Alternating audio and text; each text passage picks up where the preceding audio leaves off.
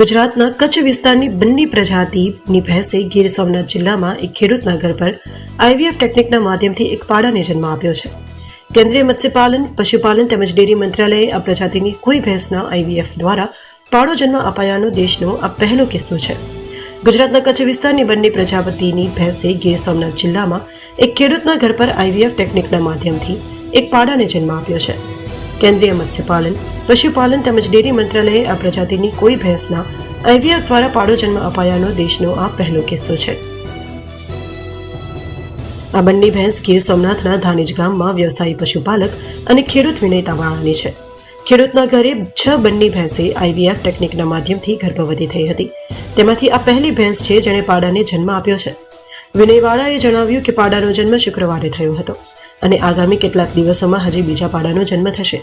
આ ટેકનિકના માધ્યમથી ભેંસને પાડું જન્મ કરાવવાનો હેતુ સારી જાતિની ભેંસોની પ્રજાતિની સંખ્યા વધારવાનો છે, જેથી દૂધ ઉત્પાદન વધી શકે. બંને ભેંસ શુષ્ક વાતાવરણમાં વધુ દૂધ ઉત્પાદન માટે પ્રખ્યાત છે. બંને ભેંસ તમામ ભેંસ પ્રજાતિઓમાં અવ્વલ ગણાય છે. તો મંત્રાલયે ટ્વીટ કરીને આ વિશે ખુશી વ્યક્ત કરી છે.